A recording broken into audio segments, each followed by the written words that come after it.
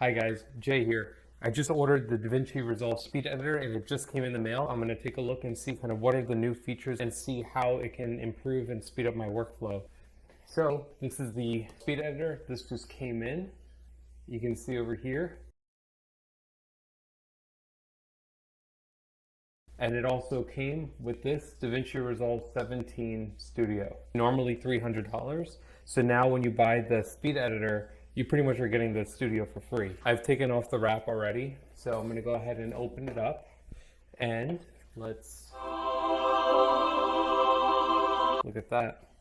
This is the Speed Editor. Basically, it's like pretty much a keyboard used for editing. So you pretty much have a couple controls here for being able to trim the clips, and then in the middle you kind of have a section for multi-cam editing.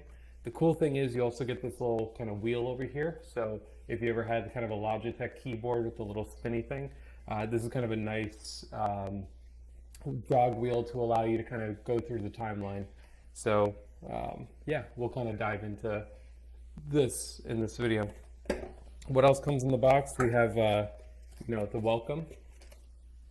We have a little welcome thing, some stickers, cool, and then a cable to plug it in. So pretty simple, nothing too, nothing crazy here. Nice. I'm excited. I don't know about you guys, but I've been cutting so many clips, kind of going through and trimming all of my bride, getting ready clips, and I'm really hoping that this will kind of speed up the workflow. Also, why did I move to DaVinci Resolve instead of using Premiere Pro? The color correction in DaVinci Resolve is just unmatched. You can't get that same level of detail in Premiere Pro. I mean, I tried using Lumetri. I mean, it's good, but you can't really get that fine-tuned detail. Once I started getting used to the node workflow in the free version of DaVinci Resolve, I pretty much found that it was actually much easier and more intuitive than kind of stacking layers on top of each other, trying to figure out, some of the different effects and the different effect tools. In the Speed Editor, you'll be able to kind of lay out all of your clips in a continuous, stream, and you can use the jog wheel to be able to scroll through the clip and be able to cut your in and out points. I'm gonna give this a shot. Let's dive into the computer. Let's see how this works, and I'll let you guys know my initial impressions.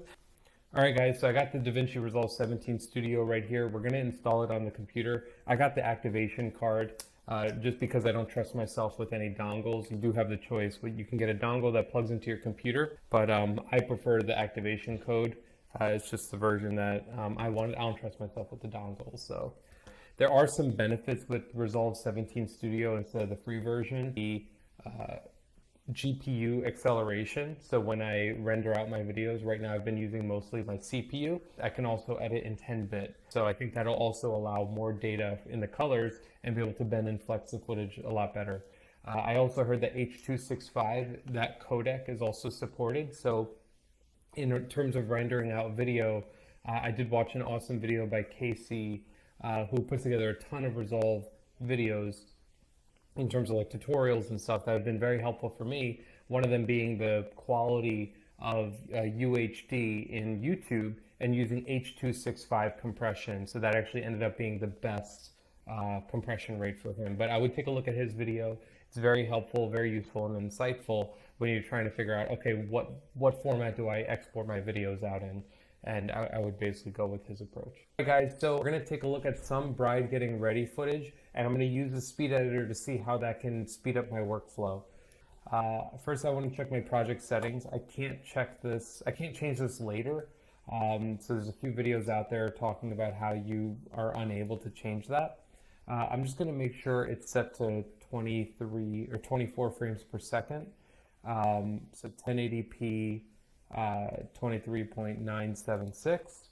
When we select the source tape is going to allow us to basically cull the video. So now I have my Speed Editor in hand. I have it plugged in. I'm going to go ahead and turn on the overhead cam over here.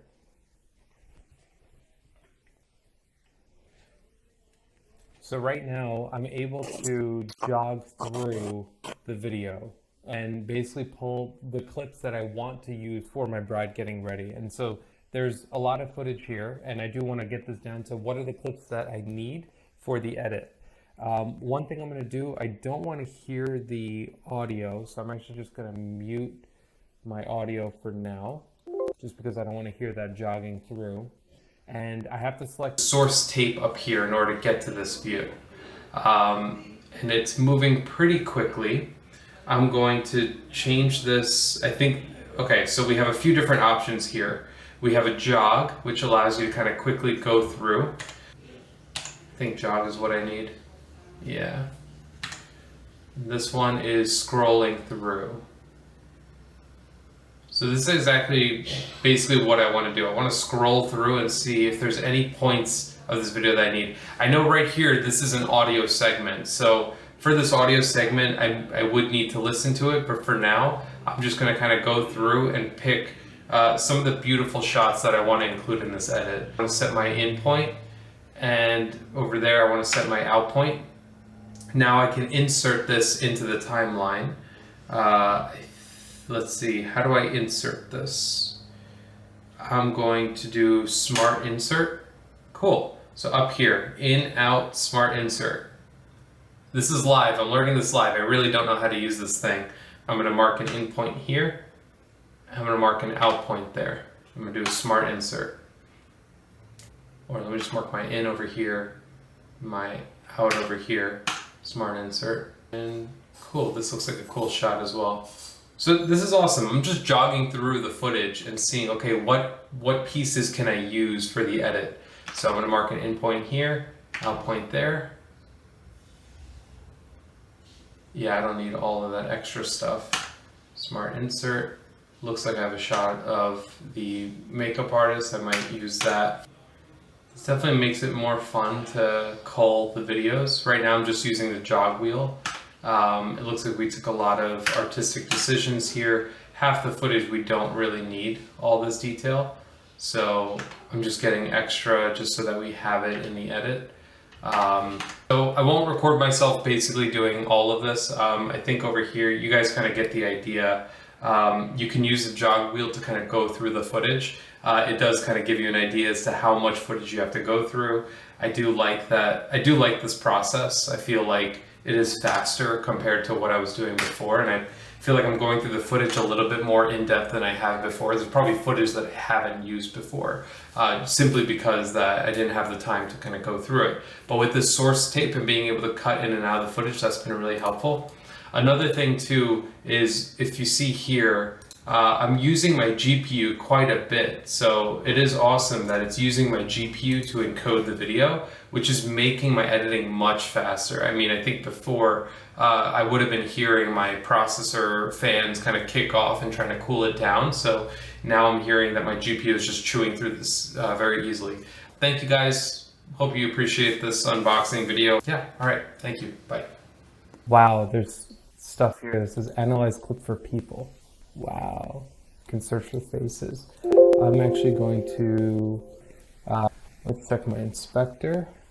I'm gonna go to my file. Yeah, actually my frame rate here is 24. Okay, I'm gonna re-record this because I obviously messed up.